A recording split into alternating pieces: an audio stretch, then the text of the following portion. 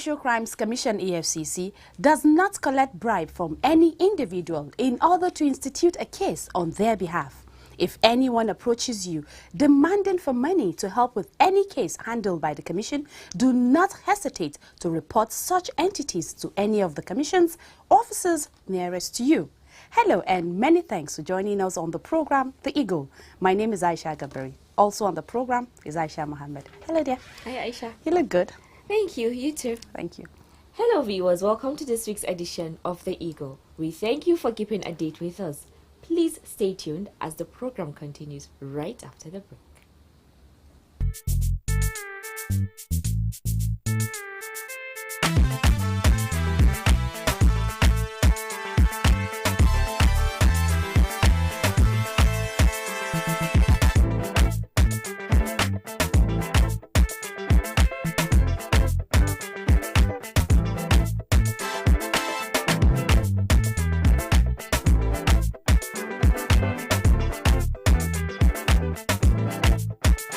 EFCC will get you anywhere, anytime. On our lineup today, Alhaji Yusuf Maitama Sule, elder statesman and First Republic Minister of Mines and Power, says he is optimistic that Nigeria will overcome her many challenges. Also on the program, in a bid to check illegal transportation of tobacco into the country, Chairman of the Economic and Financial Crimes Commission, Ibrahim Lamurde, has assured the British American Tobacco Company of the Commission's readiness to support the fight against the scourge. We will also bring you a report on the arrest of a former branch manager of one of the new generation banks, Victor Amushi, who was arrested by the EFCC for credit fraud in the sum of over 80 million naira. And on the ongoing fuel subsidy scam, the Commission has so far recovered about 5 billion naira from persons and organizations indicted in the scam. It is a full package. Why don't you sit back and enjoy the program? Cheers! Cheers!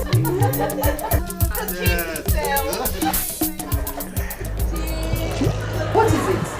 Please, keep to yourself. Chief Urabo, I got a telephone call.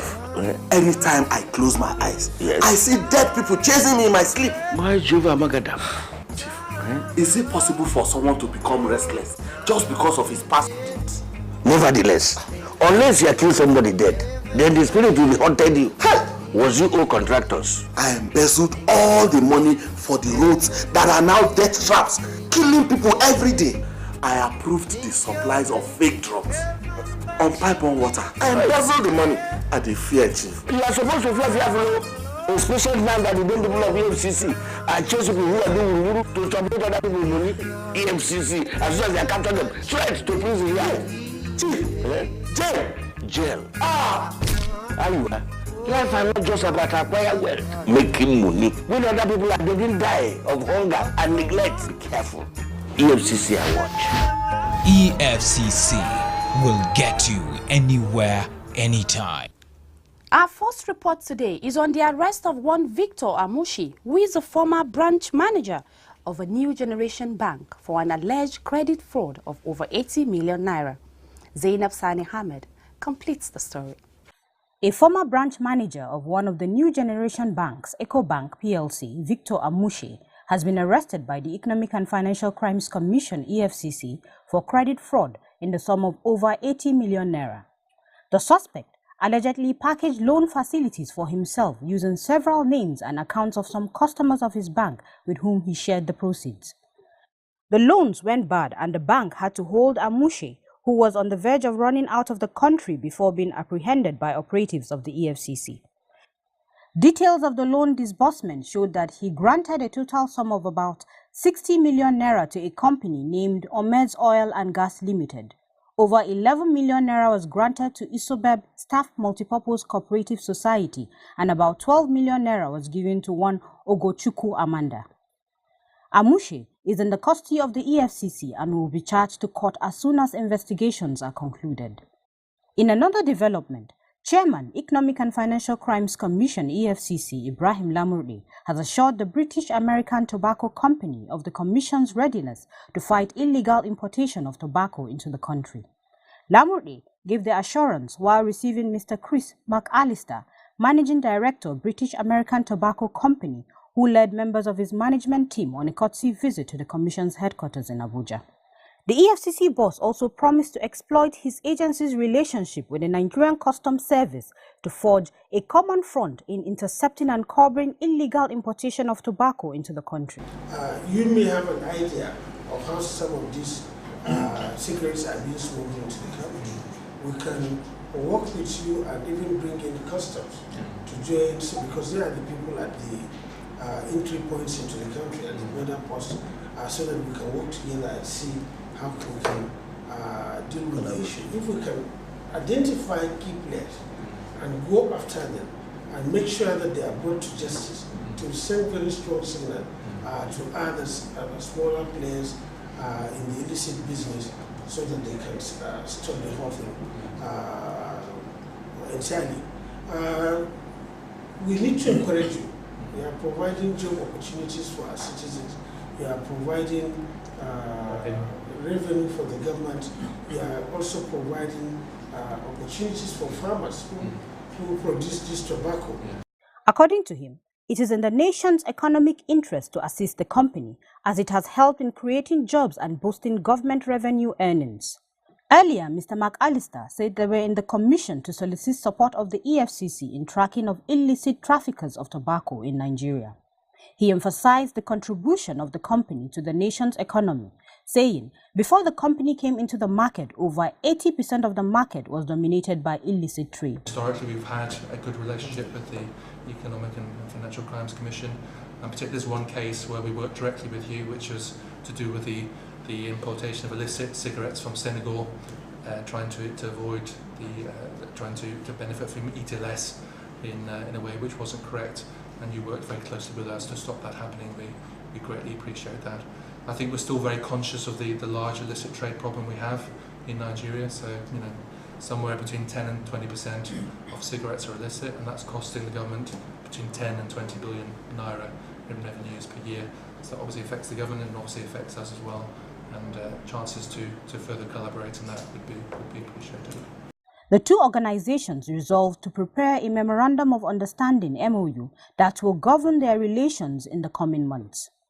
McAllister was accompanied on the visit by Gary Tyrant, Head Legal Unit, Lawal Aliu, Head Government Relations, and Mohammed Adam, Head Anti-Illicit Trafficking. I'm Zainab Sani Ahmed reporting for The Eagle. Nigeria is the 6th largest producer of oil in the world. In over 50 years of oil exploration, the country has earned well over $600 billion as oil revenue. If properly managed, it should provide us with a health system that will save lives and not a decaying health system. A society where energy goes round for meaningful development and not an epileptic power supply system. A productive educational system and not a decaying educational system. A society where jobs are created for self-sustainability and not a society where our youth roam the streets unemployed. A highway of safety and security and not roads that lead us to early graves. We should have credible leaders who deliver dividends of democracy to the people and not corrupt leaders who divert our collective revenue for private use. Say no to corrupt leaders. This message is from the Economic and Financial Crimes Commission, EFCC. Thanks for staying tuned. The Economic and Financial Crimes Commission, EFCC, says it has so far recovered about 5 billion naira from persons and organizations indicted in the fuel subsidy scam. The agency's head media and publicity, Wilson Ojaren, made the disclosure during a town hall meeting on fuel subsidy organized by African Network of Economic and Environment Justice in collaboration with Justice for All. Thelma Eke has more. The Economic and Financial Crimes Commission, EFCC, has so far recovered about 5 billion naira from persons and organizations indicted in the fuel subsidy scam. Head Media and Publicity of the EFCC, Wilson Owujaren, made this disclosure in Abuja during a town hall meeting on fuel subsidy organized by African Network of Economic and Environment Justice in collaboration with Justice for All. According to Owujaren, the EFCC is currently prosecuting 13 different oil subsidy cases, while investigations are ongoing to bring other indicted persons and companies to justice.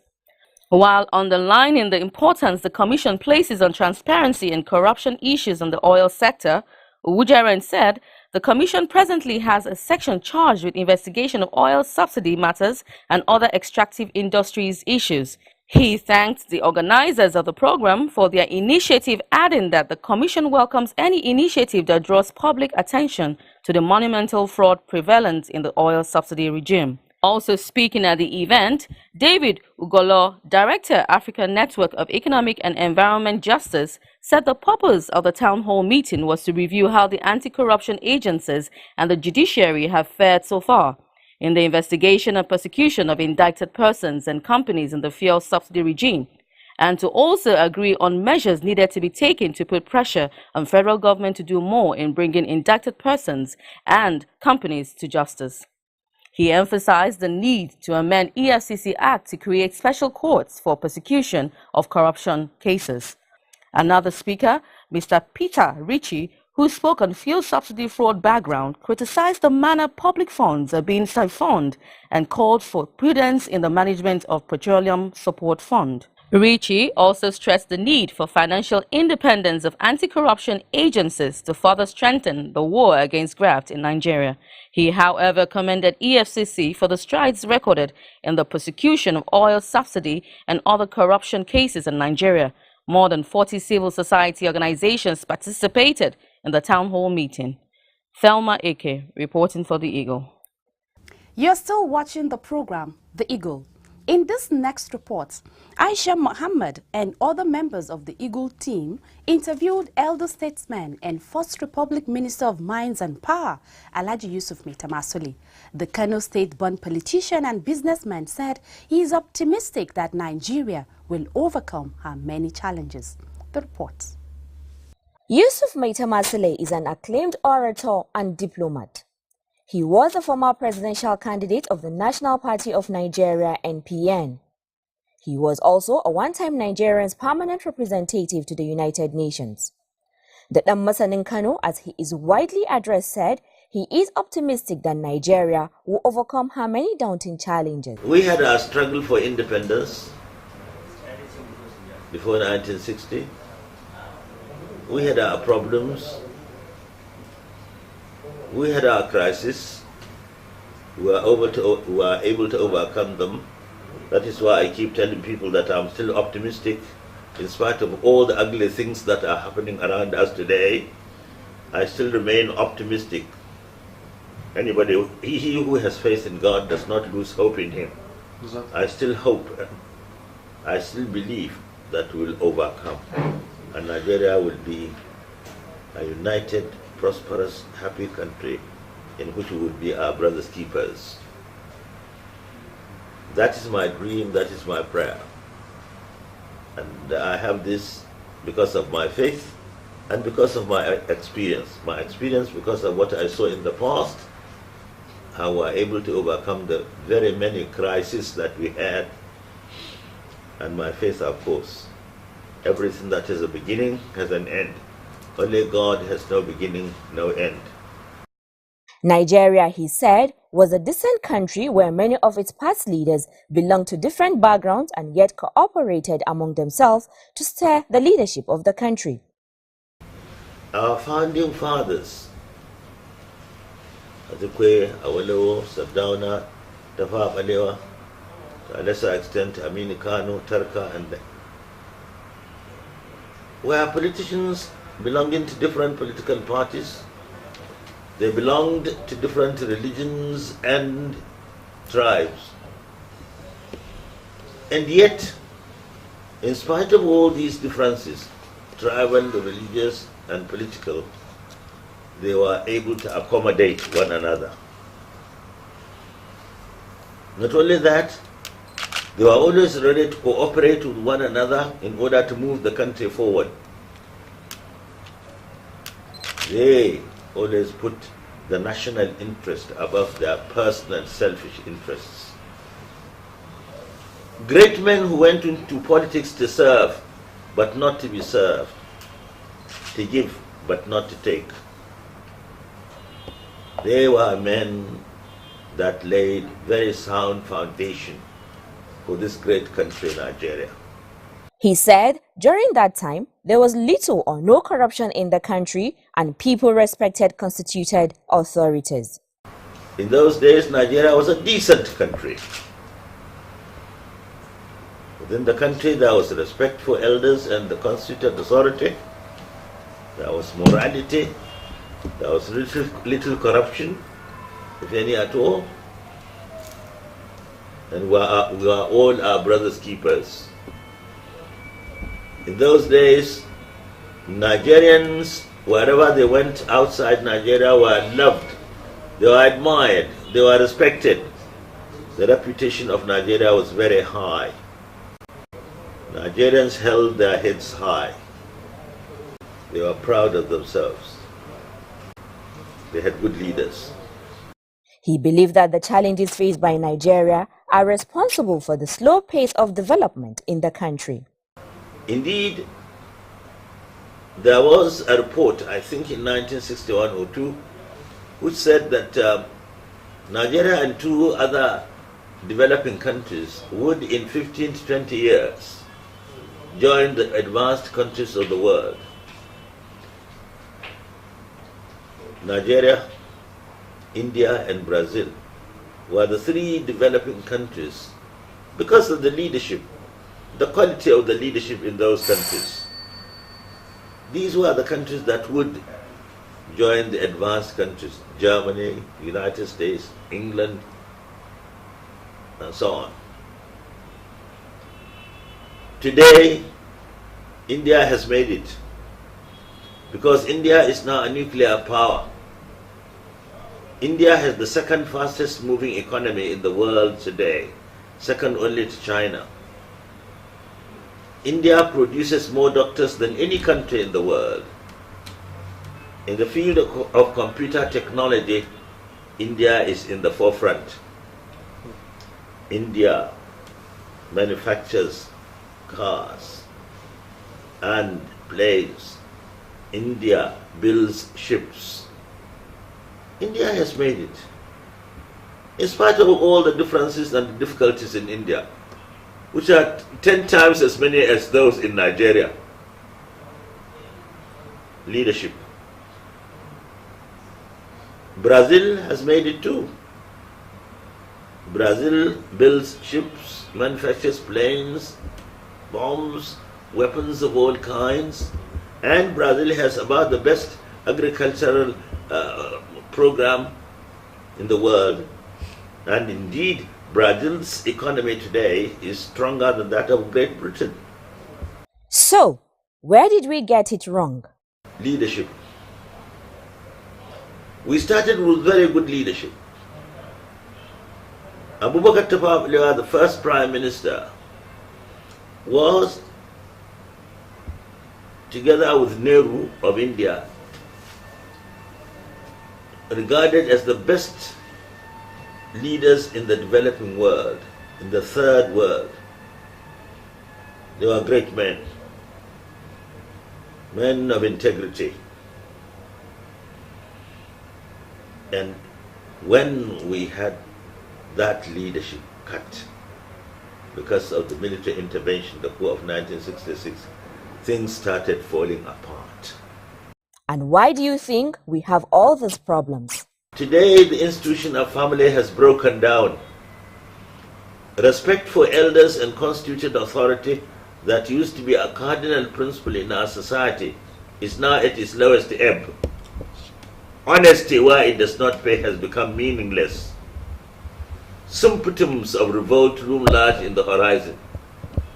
In short, today there is meaninglessness in philosophy, insecurity in politics, immorality in society, chaos in politics, corruption in economy, and even frustration in art, a lack of creativity in literature.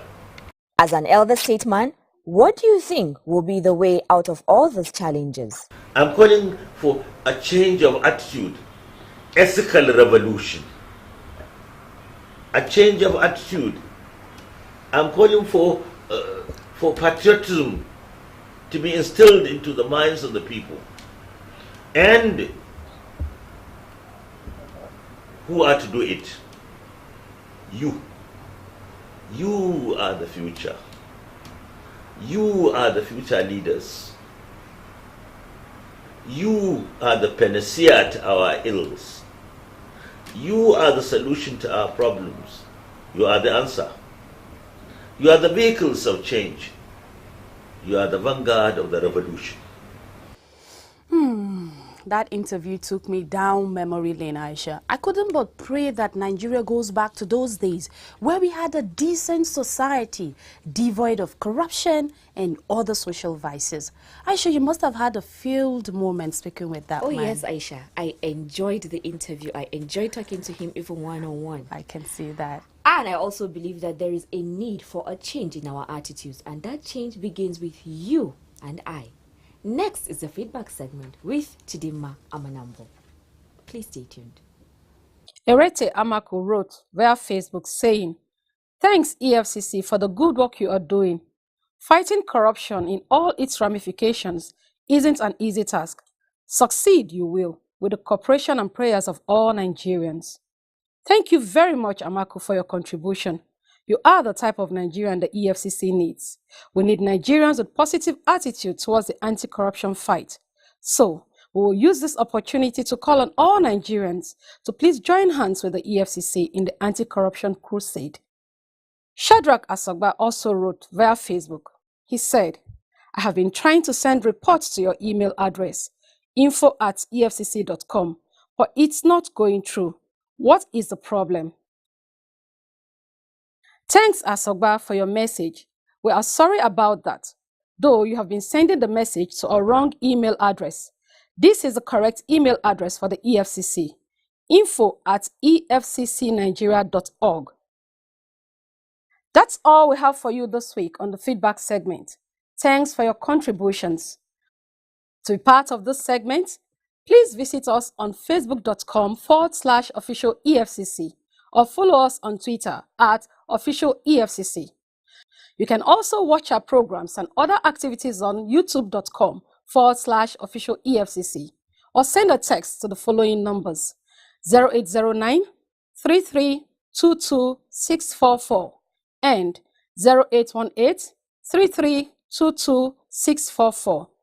You can also report any misconduct by staff of the Commission via dia@efccnigeria.org or call this number 099044 between 8 a.m. and 5 p.m. weekdays only.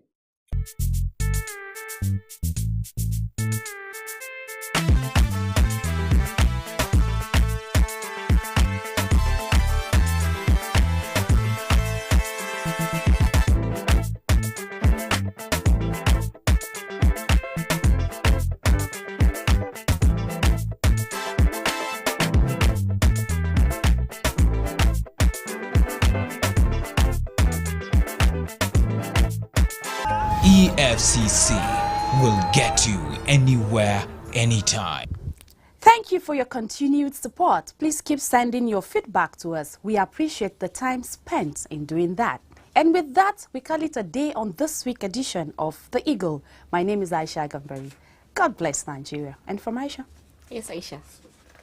The Public Interface Unit of the Public Affairs Department of the Economic and Financial Crimes Commission, EFCC, is driving a national discourse online every week.